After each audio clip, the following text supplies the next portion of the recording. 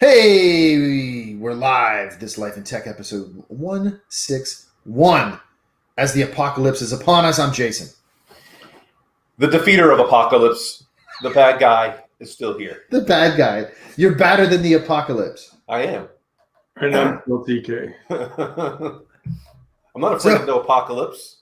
What I was getting ready to say, because we're talking about It's actually not the apocalypse when you say it, Dan. It's apostrophe apocalypse. Yeah, apocalypse. It's apocalypse. Got to give it to my homie Tupac. I was going to say it's all the gangster rap. Yeah. Fucking like on cue, man. Do not undersell 90s gangster rap. Yeah. 1 Pac, 2 Pac, 3 Pac, 4. And the wheels have come off the cart in the first 30 seconds. Always. So what I was going to say was it's interesting. Like I've gone to some social things where people didn't think twice about what was going on. Well, I shouldn't say they didn't think twice. It wasn't a concern. It wasn't a large group, but it was a group of 20, 30 people. My school is extended spring break 1 additional week. So we have spring break next week as well, because I just finished the real spring break. But that's to prep our classes to be converted online. But I have a mandatory on-campus meeting tomorrow. Well, how many people are in your mandatory? Well, my whole department, which is going to be 6 of us plus a couple. Here's the thing. At least 3 of those people just got back from Oregon. Interesting. Yeah. So Michigan has canceled all classes and graduation. That's extreme. Now there have been some folks there that have, popped hot. Now the funny thing is that, me being the bad guy that I am, I just said, hey, my contract says I am to be on campus. The lodging, the actual space is how when you want to calculating that, and the food are all included in my tuition. Right. How are you going to make me whole since you're delivering this online? Part of the reason for the executive style MBA is for networking, and it's for group work. So this way you're building your network. You have removed that for essentially 1/12 of the program, which is significant. So you think they should prorate you back? Absolutely. And you think the chance of this happening is what? No, they are. They've actually come out and said that they're trying to figure out what they're going to do in order to make everything right. Because they realize, this is a part of it. So they've actually already come out and said it. Otherwise, I'll just, I'll do something to get back my money. What, steal their toilet paper? If that's what I have to do.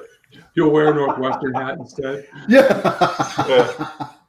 Well, they have come out and said it because they tried. I was actually supposed to be in Ann Arbor this weekend. Yeah, that's what I thought. So the professors, for the most part, still show up to teach the class, and they're doing it from Zoom. Except one of the professors is in Florida, and this guy can't figure out how to do anything.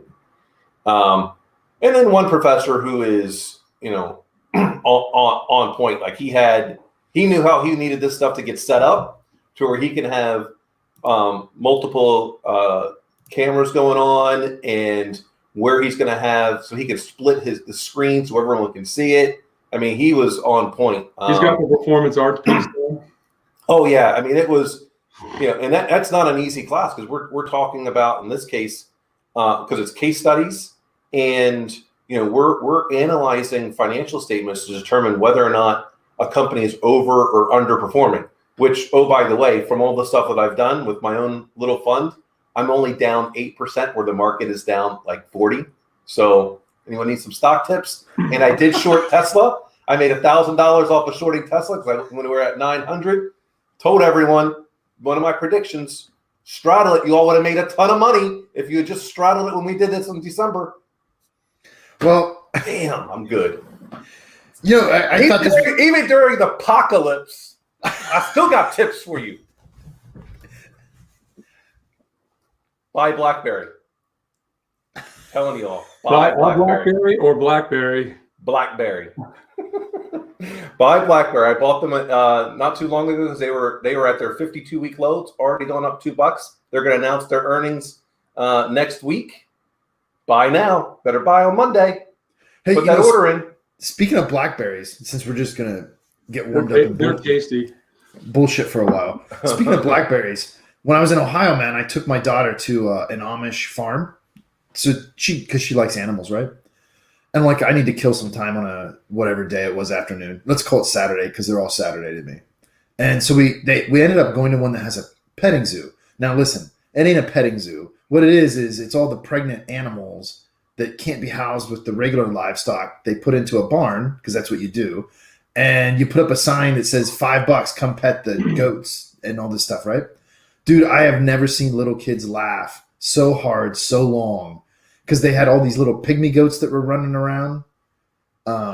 They had, llamas. It was actually really entertaining, dude.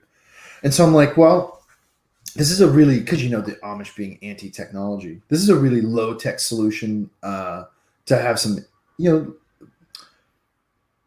let's say technology, but they all had iPhones and they were taking your credit card payments. No, actually, cash only. Man.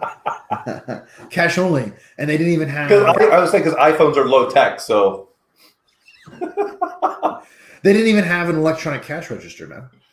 No, this is true. This isn't Mennonite. This is true Amish, man. They ain't fucking around. It's $5. I mean, maybe they're just better at addition than our average 16-year-old working out in a public place. Yeah, right. And man, they had this giant Belgian draft horse that liked eating carrots, and if you didn't give him a carrot, he would stamp his feet and stare at you. He was pretty cool. It's like dancing out of the bar with him and he wants another drink. Yeah. Oh man. But that got me thinking because, man, we got, because it's about time to start up the hobby farm again here. And I found out yesterday that there's like 250 strawberry plants on their way. So I guess we're farming strawberries. I got to get those ghost pepper plants or the reapers in too. It's about time. I got a home for them, ready. I don't because I ain't eating them, but I'll grow them. What are you going to do with them then? I'll TK. I have a restaurant that'll buy them all. They're clamoring for ghost reapers. They smoke them and dehydrate them, and smoking them takes the metallic taste of the capsaicin out of the back end. Yeah, and I like super spicy stuff, and I just tried their latest ghost reaper, and whatever it was, they just weren't as hot as previous ones, and we weren't quite sure. So. The horticulturalists in High Point are going to try to help me out. Well, I'll see if I can get them to grow, man. I mean, remember last year, all my pepper plants got yoinked by a raccoon or something. I don't know what happened. So we got some enhanced farm technology this year. I'll tell you what I was really impressed with, though, man. And I've been thinking about enhanced because your daughter's a year older and therefore she can help more. No, man. It just we did it once, and now we kind of learned our lesson.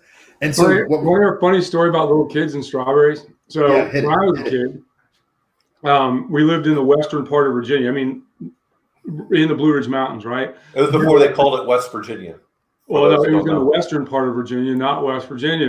No, before it was called West Virginia. That's how long ago this was. Right, but my dad decided with this big piece of land he's going to become this gentleman farmer, and worked with another guy that was actually a farmer and started growing all this stuff. Well, the land kind of had a fade to it as it went away from the house, and we didn't know that my sister had a mild reaction to eating a lot of strawberries, right? So she would go walk out back and walk all the way out there and just sit down. And when she sat down, nobody could see her. And she would sit there and just sit amongst the strawberry plants and just gorge on strawberries and come back in and have this big red rash around her face. And, my mom would be like, have you been having strawberries? She'd be like, mm-mm. And then years later, she finally figured out, in copious amounts, she had a mild allergic reaction. And every time somebody talks about strawberry plants, and a lot of them, that's what I think. I mean, we were bringing cantaloupes. My dad was, because he looked at it like a science project, he wasn't trying to figure out like a farmer. We were bringing so much fruit and vegetables to school to give to anybody that would take them, to the teachers, that was a daily occurrence. Yeah.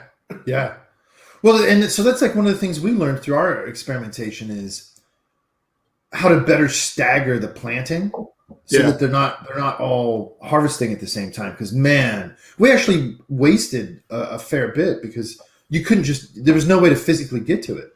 You just couldn't get it. Right. I mean, I remember at the end of the season having potatoes stacked up in the garage, like up against the wall. Like you're like, where did all these come from, right? Yeah. And it was in part my dad having a friend who grew up as a farmer, grew up on a farm and as a farmer, and then taking my dad's OCD about like just looking at the chemistry and the how to put fertilizer together. Like he never would go out and buy like a bag of pre-made fertilizer. He would go buy all the base elements, mix it together, put it down in the grass or whatever we needed. And we always had that was just it's just how he thought. Same with fixing things, right? It's even now. Like when I was a young team guy, I made my reputation on being a guy who can fix anything. Well, I learned that from my father, right? I mean, he never took cars to the shop or anything like that. Now, I would say today it's much different because of all the computers in cars.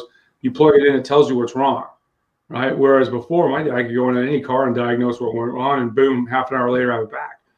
But I think it's almost like a lost art, right? And you guys are kind of walking back into it, going, what can I? From a time perspective, what can I afford to farm? Yeah. Right? Yeah. Well, like fertilizer is a good thing. And so this is the connection to the Amish thing and also a connection to technology, because I look at it as a technological problem. Like I have a very detailed map of the garden that we had last year and the planting schedule. What's that? It's done in Visio. No, man, I actually have an online close, but better because it's specific for gardening. I have a digital version of the old Farmer's Almanac, and in there it allows you to create these like essentially Visio diagrams. That's basically what it is, but it's for farming through the almanac. And so I got this all mapped out, and I know what we planted when and what we got out of it and all this stuff, and I'm tracking it. Whereas my wife, who's not really, she's technologically savvy, but she chooses not to be, and this is one of the ways she does it. She's like, well, I think I'll do this a little bit different this way, just kind of like off the cuff. But really what I'm going to do, because we need to get nitrogen back into the soil, is here come the chickens again. And so now we're talking about having free-range chicken farming son of a bitch. Now we're talking about having, because this really started with getting chickens to get the eggs, and they were going to have a coop. And it was going to be a mobile coop that you could move around so they just eat the grass, right? Whatever, dude. We never got that far. But now we're going to have free-range chickens. Yeah. Now we're going to have free-range chickens just running around the garden shitting everywhere because it's good for the soil and whatever, right? But here's the connection to the Amish place, because in the petting zoo, they also had a donkey, which reminded me that a lot of people don't realize this. If you have livestock that's free-range, one of the best things you can get to protect them from, because we have coyotes and foxes here, are donkeys. Because apparently donkeys will absolutely wreck shop. Oh, I bet. Yeah. They just grab coyotes and snap them in half and stomp the shit out of them. And so I'm like, well, listen, man, if you're getting, where do you think acting like an ass came from? Dude, I was getting ready to say, I was waiting for this to die down, and I was going to jump in with that exact statement. Yeah. So it's actually a good thing. I cannot hear the word donkey and not think of Shrek. That's my first thing. Every time somebody says the word donkey, I don't care what setting it's in, I am thinking of Shrek. Man, and this donkey was probably the nicest animal in that entire petting zoo, because it just stood there and it talked to you a little bit, and it'd like to get its head scratched. The goats are goats. I mean, they're kind of dumb. They're kind of cute because they're small. My daughter liked them, but like they're creepy fuckers though, man. They just stare at you with those blank hamster eyes. when my kids were younger, it went through cycles. They always wanted to have their birthday parties at this local, like they call it Town Club Farm, and it's like they got a petting, they got a whole bunch of, they got a corn maze during during October. They do all this stuff year round. So, but they had all sorts of animals, right? And even when my daughter was really young, like 3 or 4, my son was 9 or 10, and they always wanted to go pick up and hold the chickens, and they'd run around. Jared is the chicken whisperer. Like he walks in there and they're all like, boof. And they calm down. He would pick him up and hand him each to a kid. He literally, I mean, it's amazing to watch just, whatever vibe he gives off. Those animals were just like, man, we're running around literally like chickens with their head cut off. And he walks in and, the whole calm comes over the whole coop. And he can just pass them out to the little kids. Yeah, man, they had this. You ever see like those? I don't know what the type of rooster it is, but it's the big, giant, bulked out one with all the feathers.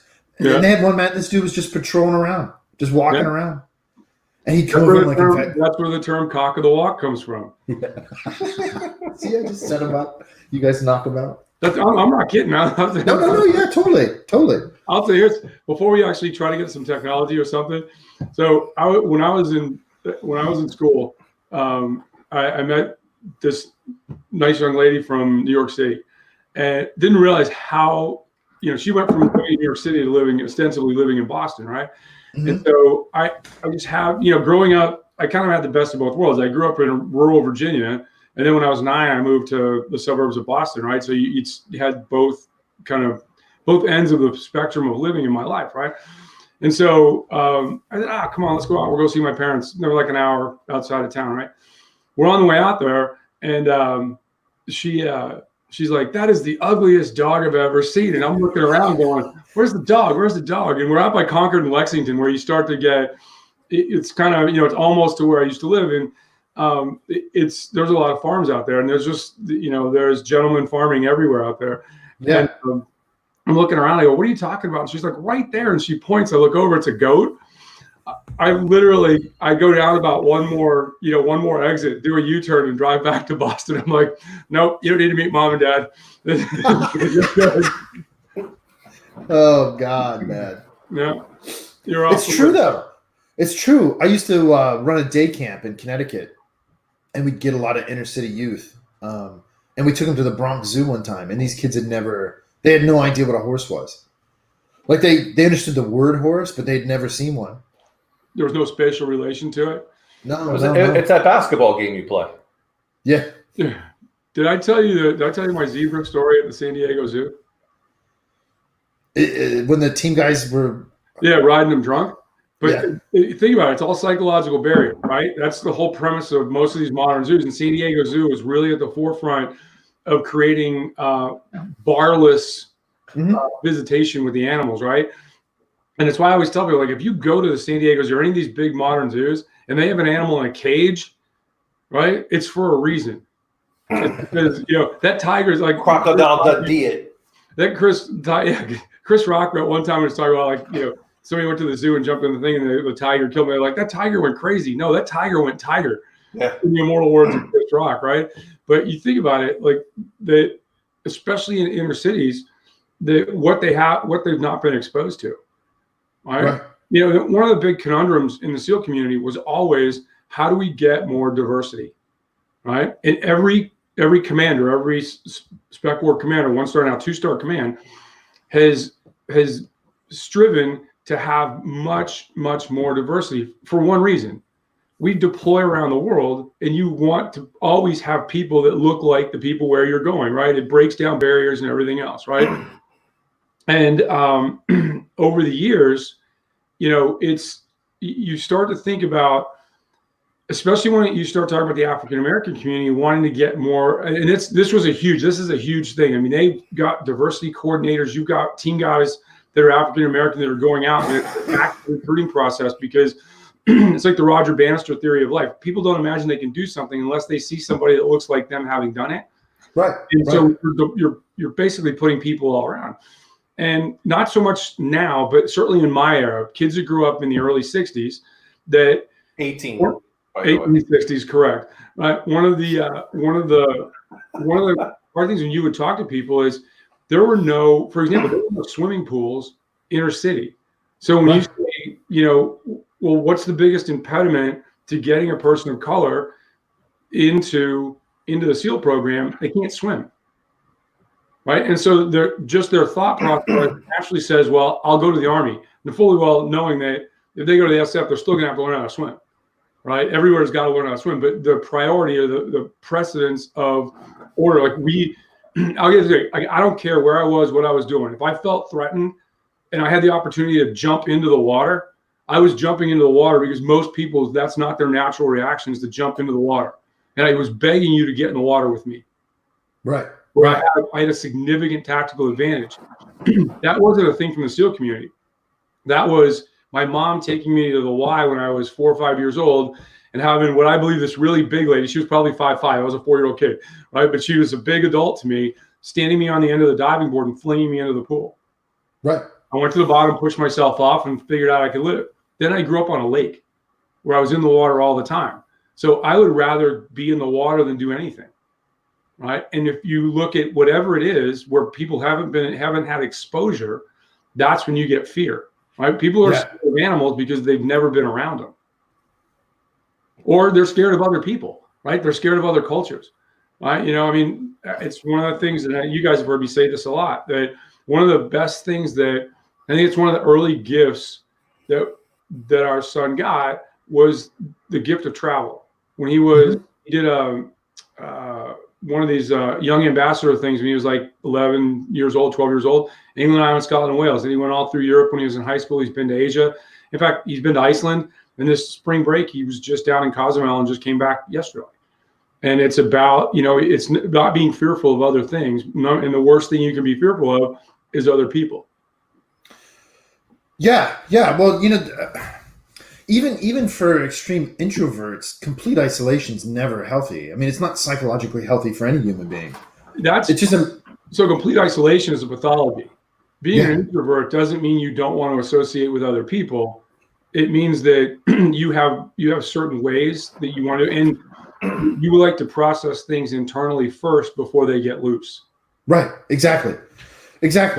And it's interesting tying this back to technology and getting to maybe what we were going to talk about today.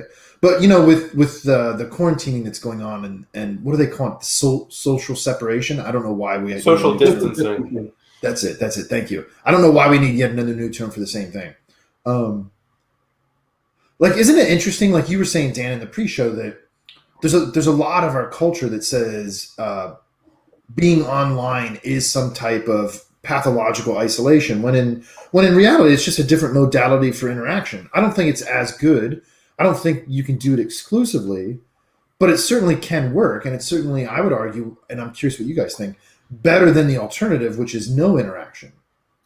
Well, of course, it's better than no interaction. I mean, there are social cues and things that we see from people and pick up based on body language, even if we don't realize it when you're around each other. And so, of course, that's ideal, but it doesn't need to be done in extended periods of time. Like if you need to do when we were back at Silent Circle, when I was doing the intellectual property type ideas as to how we do things, those are great to do with everyone in person because you can pick up on things, you're able to do some stuff, but it's done in short bursts. In order to become, from a technology perspective, operationally efficient, you can't have everyone coming up to you every 5 minutes and interrupting you.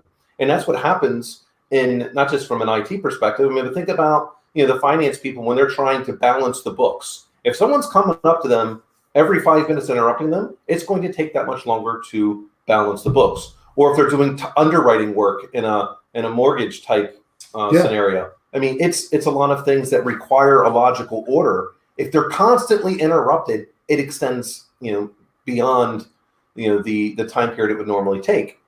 So you come together, get your collaboration done, and then you go away and then go get things done. So, because then I can check in like over something like this. Hey, are we good? Yes. All right. No. What do you need help with? Boom, go. See, and I think we can in those cases use the technology to not only facilitate the checking in, but also to enforce the distraction-free environment. I mean, I think all of us have spent a considerable amount of time working remote. And I think one of the things that separates people that are successful at it and people that aren't is the ability to leverage the technology to enforce distraction-free, not to create more distraction. You know what I mean? Well, you have to be comfortable. And I think this is kind of, whereas you get now younger folks in the workforce, they're totally comfortable doing everything online, right? Mm-hmm. It's a natural occurrence to them. I think what you're talking about is I can, like, whether you have Google Chat, their version of Teams, Slack, any of those collaboration tools, how do I put that so it's on, the alerts are on mute for a while, right? So I can get work done and then go back. Or this need to constantly check email, right? Once people know as a leader, once people know your cadence of checking email, they don't get offended. They're like, well, you haven't checked my email yet. Well, yeah, because I was busy doing something else. Right? Right. I don't sit there and just stare at the thing hoping for the next email to show up. And if it's truly important, you create a mechanism that overrides it, right? And then you wait for that first person to abuse that privilege, and you're like, hey, what I want to eat for lunch is not important, right? That type of thing. Right. What I think with a lot of younger folks, what you're seeing, and I was talking to a couple of former Silent Circle, some of the young kids that are growing up and doing great things.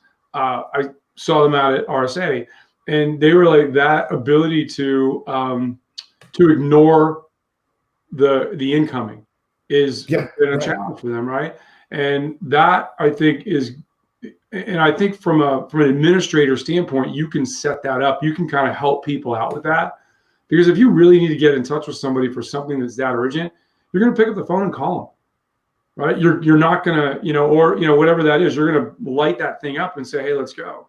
But you're right. It's how do I create a system where, but what you're doing is you're using what level of internal discipline you have to say, I've got to do this at this time, then I can do this, then I can do that. Right. And understanding that at some point you can't just go from the 7 a.m. till 4 p.m. with your head down. I don't think you should. No, and I can tell you that my biggest pet peeve though, and this people do this stuff all the time, and I tend to get a little bit unpleasant when these things happen. I get up in the morning, 6 a.m. I'm looking at my calendar. Okay, and I start making my plan for the day. Mm-hmm. The nimwits that decide at 10 o'clock in the morning or something, oh, I saw a free 45 minutes on your calendar, so I just put something on there, and then they wonder why I don't show up. Don't schedule a meeting with me the day of. The only person that can do that is my boss, because, well, he pays me. Outside of that, you don't get, I don't go to those meetings. If you couldn't figure out how to plan properly and all of a sudden need my time, like if you want to stop by, go ahead and stop by, but don't just throw something on my calendar because you saw something in a minute, because I've planned my day as I woke up as to what I'm going to do. Well, that's making an assumption that you want to put every second of your life on that calendar. Yeah, the calendar is what I've committed to. Because otherwise, what I'll do is I'll literally make it reoccurring every Monday through Friday. I have a 40-hour meeting. It starts 9 a.m. on Monday and it ends 5 p.m. on Friday. Well, it's one of those weird things where, and I had to get over this personally too. I mean, I'm not immune from this. Somehow we've been led to think that when you get some type of invite, like let's say to a meeting, that it's unacceptable to say no or tentative. Like, and that's a weird thing to realize that, no, wait a minute, I can say no. It's okay to be like, no, man, it doesn't even matter why. I am not doing this. You got three options. Yes, tentative, and no. I'm here to tell you that they all require the exact same click strength. That's right. Yeah, that's right. My default is tentative. So like if you don't actually say yes or no, it shows up as tentative.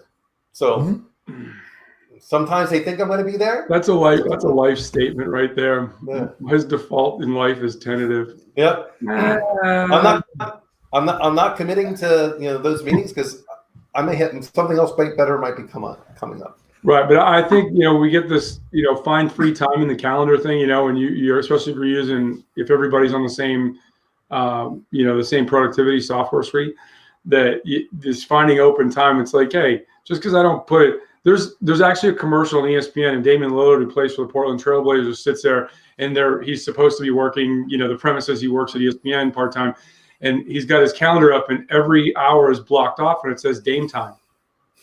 And they're coming to ask me to fit in the meeting. He goes, no, I got Dame time then. He's like, well, you have Dame time all the time. He goes, yeah, that Dame time is for lunch. Sorry, I'd like to make it. And he gets up and walks out. Yeah. All right. That's what you end up having people do is they block off time and put, inane headings there more to remind themselves to go, take a little self-care. Yeah. Right? And Dan, I'll say, because we were in the office together every day. That was my big problem at Silent Circle is I never said no. Right. And after a while, it was literally getting up at 6 a.m. and I'm answering emails, doing everything. Why am I doing that at 6 a.m? Because nothing there was that prescient that I had I had to answer it then. And then no matter if I was sitting in my office doing something, trying to be productive, and somebody came in and sat down, I'd never say no. And that, I think, was that was a big mistake in mine. And it was a leadership learning thing for me, is if nobody's going to have kind of that casual respect for the fact that not come in and say, hey, you got a minute, just come in and sit down and start talking to me.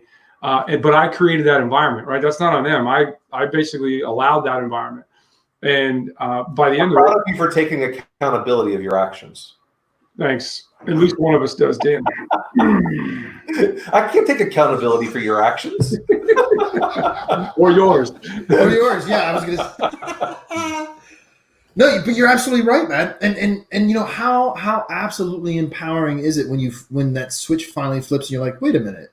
Like I have this with students because I'm required to have a certain amount of office hours, right? And outside of that, who really wants to stand or sit in their office with the door closed all the time? That it's not productive. Be a man. And so you leave your right, and so you leave your door open, but then people just come in. And so the thing is with at least my work, like when I'm doing research, if you're knocking on the door, you're asking me if I have a minute. Well, now I do because you just interrupted me. But it's not your fault. It's mine, like you said, right? And so one day you wake up and you're like, hey, wait a minute. I actually don't have to stand in here. I'm not like attached through a manacle to the floor. Right. Like I'm not a prisoner. I'm in complete control of this. And so then you start either getting up and going somewhere else so people can't find you, or you close the door or whatever, right? And you're like, oh, yeah, this is how life can be, yeah?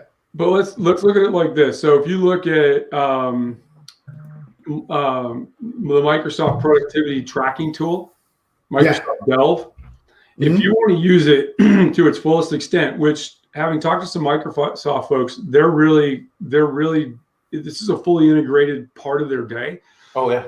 That they look at, you're balanced against what you did on the phone, what your calendar says for meetings, and then what appears in your OneDrive. Mm-hmm. And all of those things together, they get a productivity score, right? And so does that encourage true productivity or the appearance of productivity? Right? Well, is the appearance of productivity better than what they were doing before? Because they may have gotten something just by skimming the document. When I was, because this is the way my mind thinks, I made a bold statement when I was probably 23, 24-year-old young team guy at SEAL Team 2, that if you put a clipboard in your hand and walked around the command with a busy look on your face, nobody would ever ask you what you're doing, and they'd assume you were the hardest working dude in NATO. Yeah. Right? And so I did it every day we were there doing admin stuff, hanging out. I go to PT, take a shower, come back, pick up my clipboard, and just go walk around the command. I'd go socialize, I'd do whatever. But whenever I was in the hallway, I had a busy look on my face and a clipboard with a pencil. Not one person senior to me asked me what I'm doing. You know who asked me what the hell I was doing? All my peers. Yeah. Right? Because they're like, the thing at the end of the week, I was like, I did, to quote Office Space, I think I actually do about 15 minutes of work here a week. Right? Nobody questioned what I was doing. If you walk around like you're happy and you got your arms flail around like you're just out for a walk, somebody's going to be like, hey, come in here and help me do this. But nobody wants to stop a person with the appearance of work. How are we doing that? Is that what those products are doing now? But is it the 21st century version of trying to manage or contemplate whether people are productive or not? Well, that's because they're trying to manage productivity rather than leading people to being productive. Right, no doubt. Right. I mean, every time this poor guy was like, because we were at a conference speaking together, and he was trying to figure out how being at the conference for 2 or 3 days and attending and then going was actually going to what it was going to do to his productivity score. Because that productivity score was part of the calculus as to whether he got promoted or a raise or things like that or not when he went for his annual review. Yeah. Well, it's exactly what they've done in call centers with ticket metrics. Yep. And so here's the analogy in my world, though, is grades. It's the same thing. And so actually I'm working on I'm finishing some research for a conference in Sweden in the fall where maybe yeah, right. I mean, whatever, dude. It gets really cold there. Maybe it will kill everything. I don't know. And so, like, you can design a learning experience two different ways. You can design the learning experience so that the incentive gradient is towards a score, in this case, a grade. And we see what happens. You get things like grade inflation. You get students that aren't actually learning; they're just completing the steps necessary to reach a certain score. This is the problem we've talked about before with standardized testing, for instance, right? Yep. And that's what it produces. Or you can design learning experiences that are exploratory. And so the idea is that rather than giving you things to do, step 1 through 10, I'm going to give you information and just enough, kind of like the fuck do you call them? Scavenger hunt. Just enough information to get you to the next step. And then you get a clue for the next one, right? And so the reward is the information itself, which drives you through this experience. What you want is the second, but what we often get, because it's more formalized and easier to build, is the first. Well, it's kind of like what I did with so many people when we were at CAP, when I taught the secure communications and encryption class. I would encrypt the entire exam, but first I encrypted the last one with a different string, then the next two. So you had to do different things, and it forced them to do all their previous homework, because part of it was, hey, I encrypted this with all of your PGP keys. So if they didn't create PGP yet for doing the secure email function, they couldn't even get to it. So now they had to go back, do their homework, get everyone else to do it, exchange the stuff, and then figure it out. But in the beginning, a lot of people were upset because I was doing that. I'm like, why?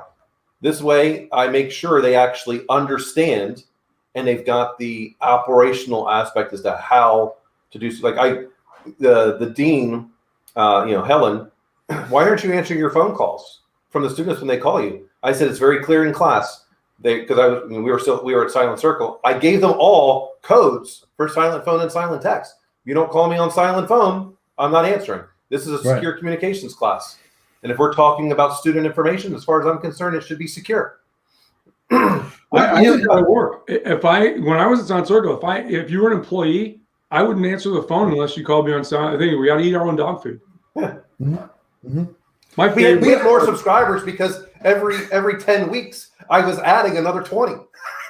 Exactly. Hey, I'll tell you, man. Remember, we all got some Black Phone 2s, right? Yeah. And so I have a dear friend of mine. I still have one in a box. I have one in a box too, sealed. My other one I gave to a friend who couldn't afford a new phone, and last week it finally died. It finally died last week. That's not bad. You think that thing was built in 15 with hardware from 14? Yeah. Yeah. And that's that's a pretty impressive run, considering they're probably I don't think they're probably not maintaining the OS or anything, right? It's just you're for a while. Yeah. Well, it was right. So, but you can always go out and buy an Attila or whatever it's called. Please stop. Please just relax. So this is going to be my contribution to the national discourse every week until we can talk about something else other than the coronavirus on television, right? Because as American media, they can only go with one story at a time. And what do I always say? When they're bombarding you with one story, go look for what they're really doing while you're not paying attention, because they're not telling you. Here's a short list of things that have happened this week. First and foremost, as we were just talking about, Congress is attempting to pass a law that will effectively end end-to-end encryption on communications platforms. A second person was cured of HIV in the UK. Mm-hmm. A new dinosaur the size of a hummingbird was found. Harvey Weinstein was found guilty and will die in jail. I'm all for that. I mean, we could just save the county the money and just walk him out in traffic and let him run around there with his walker until we end that problem for being an inappropriate attacker and rapist. Yeah. Well, it'd be like playing Frogger, except this one can't jump. Exactly. There you go. There's a plague of locusts about to tear through Africa. 2 American ones. Isn't that one like 50 miles long or 50 miles wide or something like that? I mean, it's that literally is like worst parts of the Bible. Yeah. All right, so here's your science drop real quick. Okay. A lot of people don't realize that locusts are grasshoppers. And the reason they swarm like that and they become locusts is because they get an imbalance in serotonin and they actually change colors.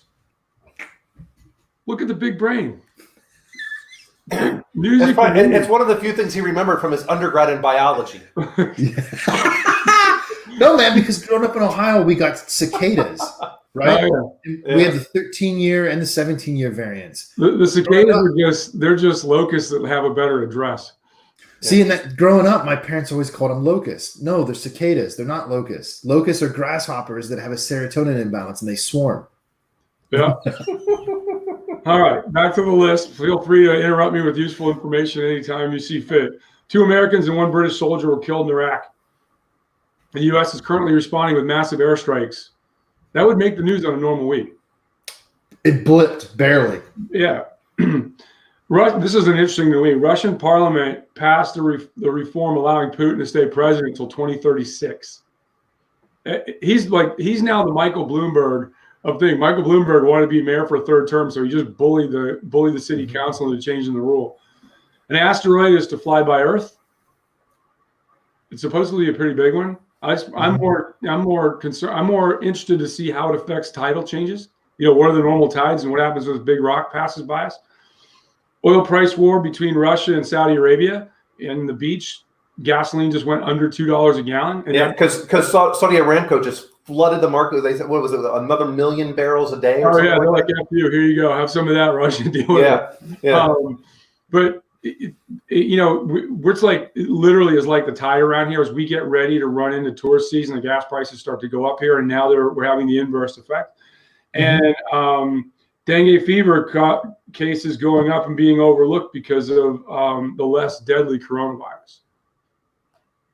That's true. That's your 10 things. And I mean, in keeping with what we find to be important, Congress is attempting then they're trying to jam this, get rid of end-to-end encryption into some other innocuous bill, just like they tried to, and just like Congress tried to fill up the response to this coronavirus with all sorts of extraneous crap in their districts. It's like, hey, look, there's a time and a place for you guys to get creative with how you get your pet projects. When it comes to public safety, it's not the time. But at what point are we just going to be like, no, we're not going to do this encryption? Because here's the thing: hobbyists can always build it. It's already there now. Right? I know. I mean, and I think this is the big part, because I the research that I've done is what all the jurisdictions that are out there that are creating a state of emergency, what things are they trying to tack on? Right. State of Illinois has suspended ammo and gun sales. Yeah. Or I'm sorry, it was a mayor inside of Illinois, if I remember, not the state, but a mayor inside of it. Mayor. We have to be very close attention when it gets to these types of things. And we did it. It happened in 9/11. It happens every time there is a perceived emergency like things that are going on. The congressmen, this is their time to pass things that would not normally they would be able to get passed because the media would be all over it. I'm not really sure where coronavirus is really going to wind up ending up, just because of the type of virus it is, and the medical doctors that are in my program and what they've been telling me, and it's I think JC has said it once before. Even if we're at like 1.5% of the people in the United States, that's a big number. But there's the people that, the deaths that are happening are those that are elderly. They already have that compromised immune system. But I'm really concerned more so is what's going to be the long-term effects, because the laws are going to get passed and no one's going to know anything about it until it's too late. Patriot Act, most of the provisions in the Patriot Act never get passed without 9/11. And no one's ever questioned them. How we can do. And if you do, you're considered to be non-patriotic. Yep. See, that's the problem. Right? That's the problem. I was watching a thing, and I think you look at it like this. If you look at the sneak and peek search warrants that don't require notification. Exactly. I mean, think about this. I don't mind. In fact, I enjoy when people have other worldviews than I do. Right? I don't have to agree with them. Right? It doesn't mean I don't hate them or anything else. I think the problem right now in the media is that it's okay for whatever, pick an anchor, to have their own worldview. It's not okay for them to go, if you don't share my worldview, I'm not going to put yours in the public discourse. Right. And that's really where we're at right now. That, and, you know, hey, we can't do stuff. If we can't accomplish something in the light of day, let's wait till we panic people, or we've got an event where everybody's looking left and we're going to be over here on the right. Nobody's going to be paying attention, right? And it's not like this is some new thing in history, right? It's always been this way. It's just that as Americans, one of the fundamental tenets, and it makes me sad that we don't largely teach civics in a lot of U.S. government in the public schools the way that certainly that we learned it, right? And I'm not talking about a well, you were living it as it was being created. Exactly, right? But this concept that here's how the founders intended for us to live, good or bad, right? And take all of it, right, in totality, and not go, hey, we have to discount what Washington and Jefferson did because they both had slaves, right? We've all agreed that probably wasn't a good thing. But here's the thing, it's 2020, and we've got a racist piece of crap governor in Virginia that was either in a picture in blackface or wearing a Klan hood. And they let him exist. Why? Right? Those are the questions I have, right? And that to me is, there was no public outcry to get him out of office, right? Because he's voting like a certain block of the state wants, right? And he's really aggressive on trying to grab guns and everything else, right? Now, I guess you can have a differing opinion on firearms. Mine is a constitutional one, right? But in particular, show me a potential gun law that's out there that takes the guns out of the hands of criminals. There is none. Well, all the laws in All theory, the ones are going to lessen the security and safety of law-abiding citizens. what criminal respects the law? That is at the very base of all of this, right? You're saying, hey, mental health is tough, right? Dealing with mental health problems is tough. If you look at most, if not all, of these mass shootings, or so you know, they revolve around people that in almost exclusively have either had an order to commit, or they were drugged up as children, as with Ritalin and all the rest of these mood stabilizing drugs. And and it's why do they say when a guy goes out and shoots up the place, they're like, well, yeah, he's really quiet. Well, yeah, no kidding, because things weren't going correctly for him. And instead of having the empathy, because dealing with mental health costs money, go to the VA and ask them why they just pass out drugs as opposed to trying to fix the problems of TBI, PTSD, and all these other concussion-induced states, because it costs more money. Why do you think there have been, in all seriousness, why do you think there have been no young ladies that have committed these mass shootings? It's always young men. Why do you think that is? Because they're also being put on Ritalin and all this other kind of stuff. Are they just committing suicide? No, well, I'll give you my view of the science. If you look at a rough corollary, the vast majority of violent physical crime is committed by men. And that's because men have a higher predilection for physical violence than women do. I mean, that's just a difference in the gender, period. But some of that is, I think one of the things, like, you start looking, when we were kids, there was no Ritalin or anything. If you were hyperactive, they'd get you outside and run you around in between class for 10 minutes. Yeah. Run around. Even if it wasn't recess time, it was like, boom, go out there, bleed off some energy, get back in class, pay attention. Well, and as a consequence of not doing that, there's also a stark reduction in what, at least in the literature, gets classified as rough and tumble play. So, like, it's very common as a young kid to, let's say, wrestle, yeah, or engage in some type of physical. I don't want to, not combat, and not just activity, but right. Like struggle. Struggle is probably a good word. And so, to answer part of your question too, Dan, is typically by gender and by temperament, women don't engage in stuff like that. No, but think about this. And I've always looked at, as I've gotten older, and you start to go, okay, I felt like I grew up and had a great life growing up as a kid, right? Part of it was the experience I had in the school system I went to. And at that slice in time when I went to school, what is aside from the physical, like bleeding off energy and kind of correcting like when you're as you're growing up, especially when like boys start going through puberty and everything, trying to manage all that hormone development and everything else. What other than that, what is the primary function of recess? It's like a happy hour for kids. You get to be social. You learn how to have social interaction. You play Foursquare. Some kids get picked for the team. Some kids don't. They change the way they behave to fit in a group they want to behave in, right? Now, if you're just herding kids from class to class to class because we got to stuff more information in them, they're missing. That's a big part of what they're missing out on, because you're not allowed to be social in class, right? You're there to be on inhale, right? And I think we're missing the bus on that, right? And whether it's getting rid of the arts or, wanting to cut sports out and things like that, there's a certain amount of education, formal education that has to go on in school. But if somebody's experiencing, in their youth, some sort of mental health issue, you can start to find out a lot about that in their social engagements. And a recess was a big run. Who's that one kid, right? Who's the one kid that stands over by himself, looking over his glasses at the rest of the crowd, right? We got to go talk to that guy or girl. I'm going to use both because every one of these is men 25 to 40 that are doing this. Once you remove that, how do we get to that mechanism of finding that?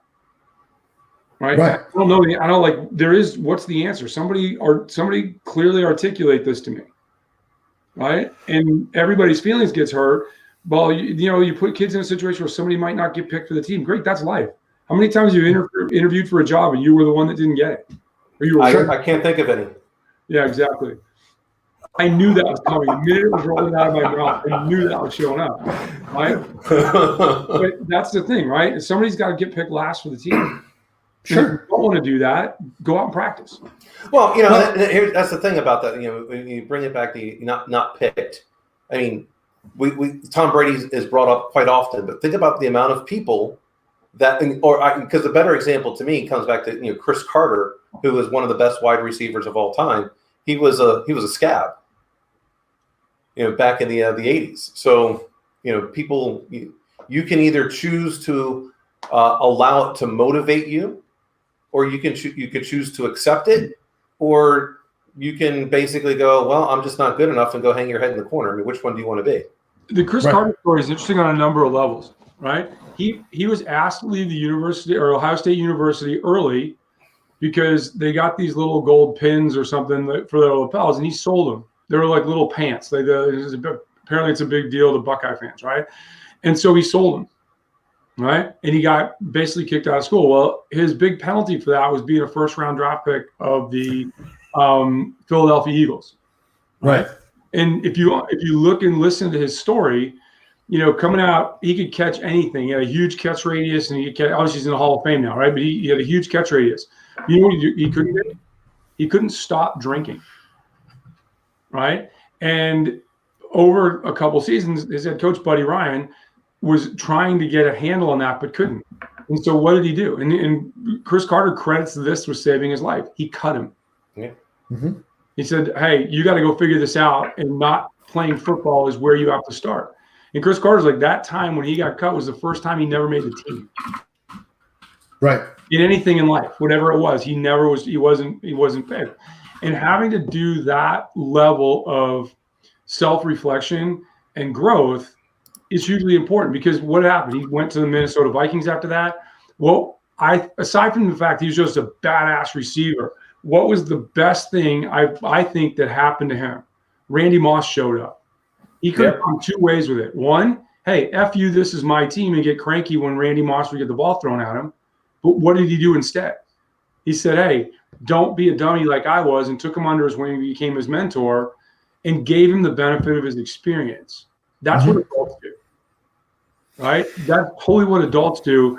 But he had that life experience where he had to basically go, here, I'm at the high of the high, being a first-round draft pick on the field every week. I'm out of football.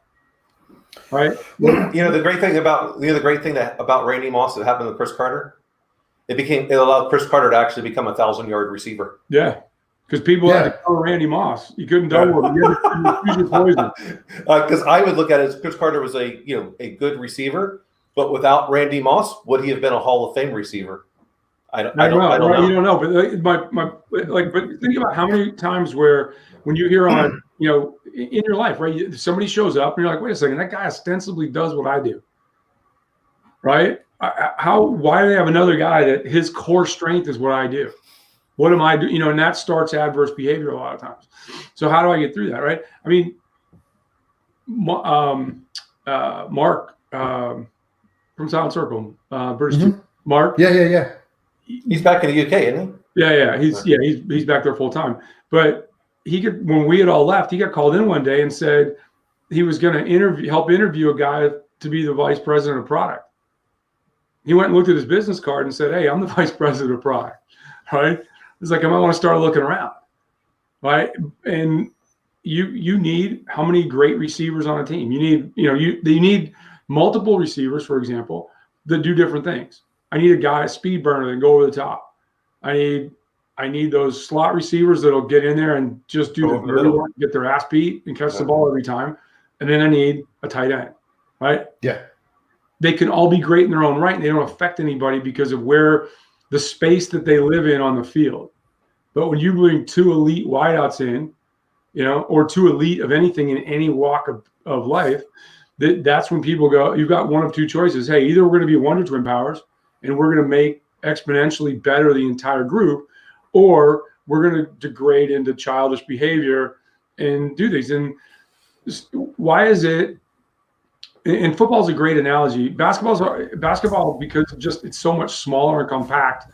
The whole team is 12 people, 5 people on. I mean, you're talking the better part with practice players and everything else. You're talking the better part of 75, 80 people that are on that field practicing every day of the week, right? So why is it that you look at the people that are, they call them divas, they're primarily the receivers.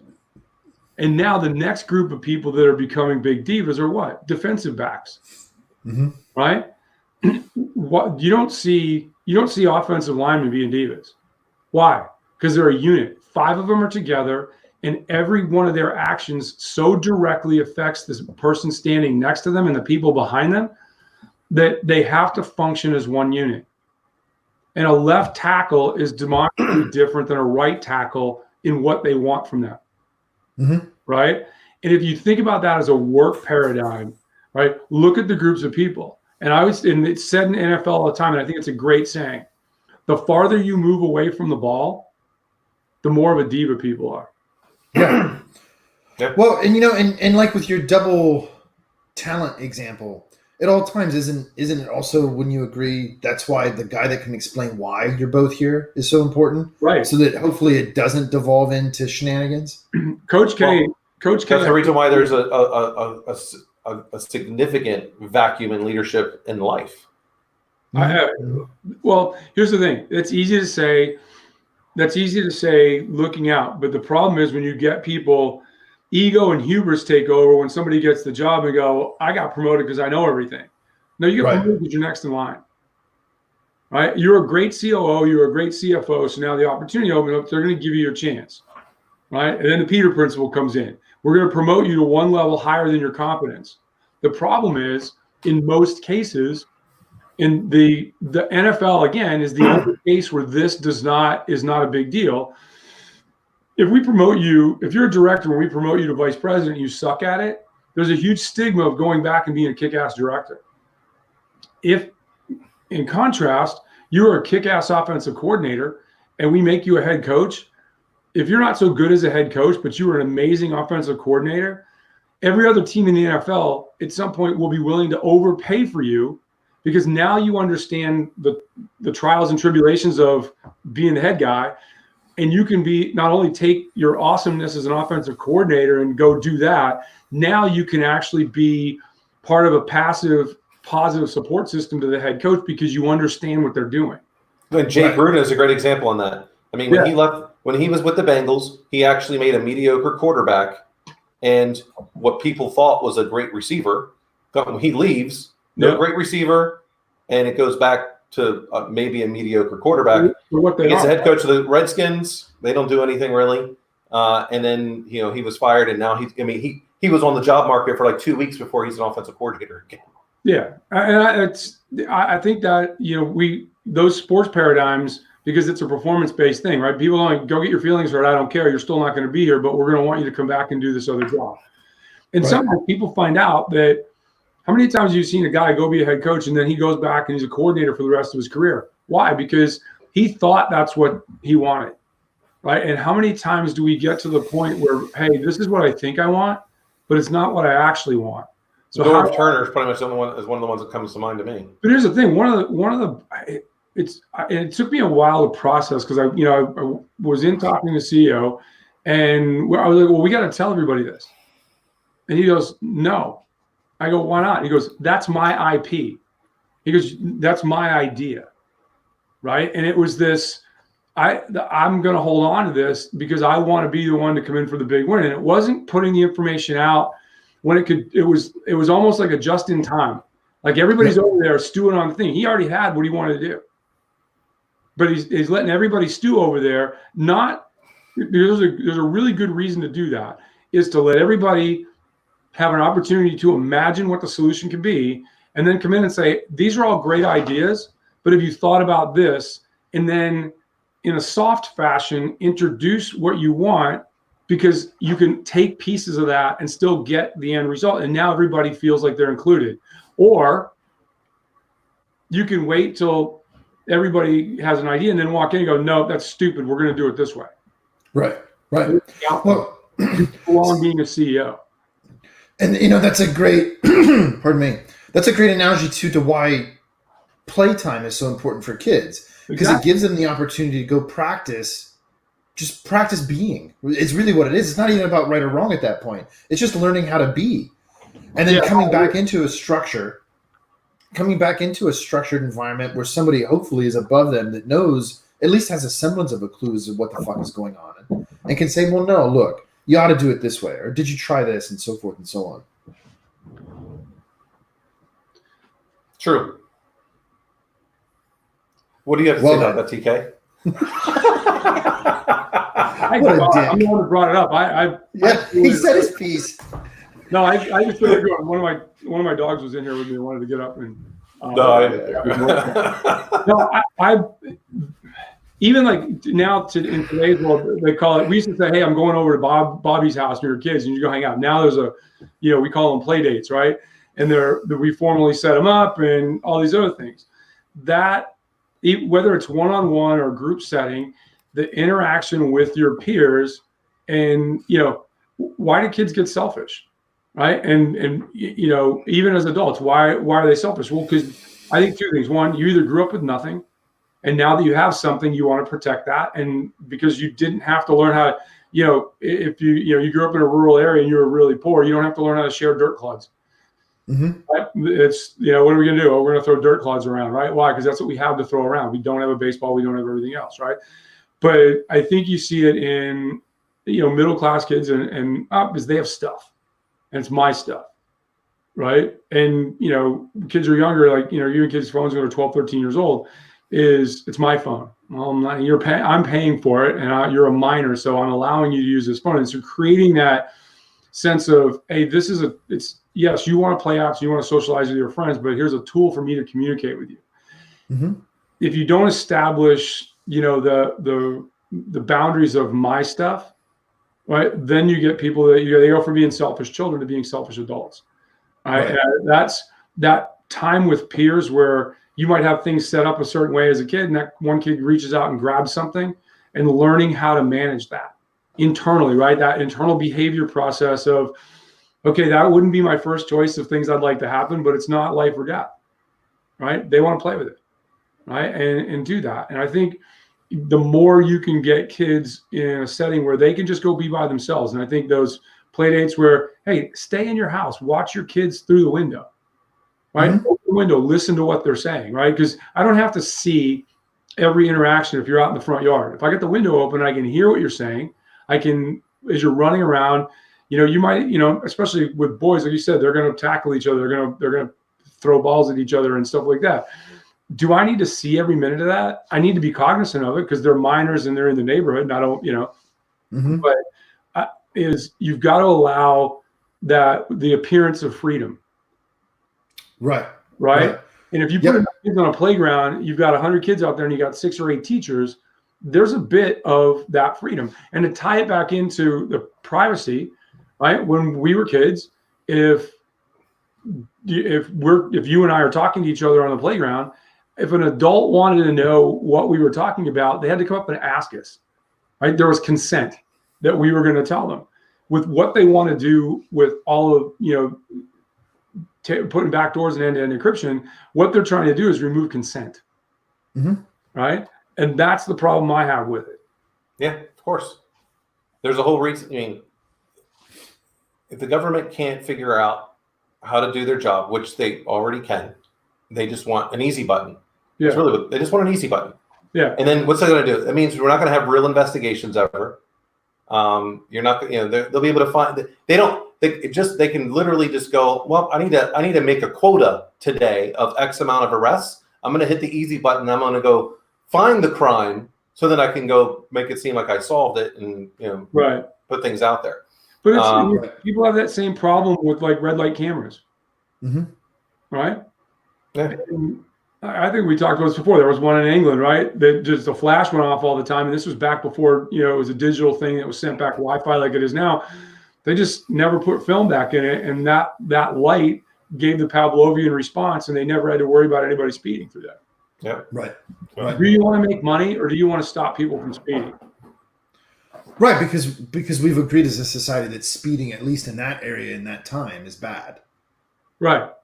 Yeah. Well, and I think now speeding, especially in controlled areas, is even more dangerous because of the amount of distraction people have when they drive. And the sheer amount of people in the same space, right? Yeah. There's just more things that can go wrong. Sure. Yeah. Well, my friends, I got to get out of here. It's been real. What do you got to do today, Dan? I got homework I got to do, and I got to prepare for all the silliness that's going to happen tomorrow. So, New York State's pretty much said every building has to be at 50% occupancy. So if you had 100 people, 50 people better show up. Not what the maximum occupancy is. It's whatever your occupancy is. What? Yeah. So so just because if the maximum occupancy is one person for 100 square feet, that doesn't matter. It's whatever your seating is. So if you've only got 100 seats, then 50 people can only be there. Right. So if you have effectively normally desks are pretty close to each other. So if you bring them into work, are you going to mandate that they space out and not sit at their desks? Because that's really what you're advocating, right? Here's a certain amount of square feet per person. Let's double, triple, whatever, that is, because it's not necessarily based on every person's got a certain amount of square footage to the maximum capacity. Are you going to mandate that they spread out? Or are they still going to be allowed to sit next to their desk, the person in that close proximity? No, they can't. Not according to this silly New York State state of emergency. So whatever's there. So if your floor plan, whatever you have in your floor, you can't modify it to go ahead and figure those things out. It's what is your current seating capacity in terms of how many seats you've got, and if that's 100, then you got to be at 50.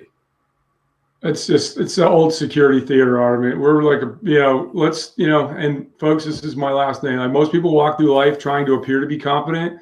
Let's actually work, and I spend a lot of time and effort doing it.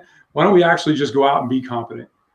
Yeah, well, right. I mean, it makes sense for perhaps a restaurant that because you're going under seating, because those people are actually handling food, so maybe.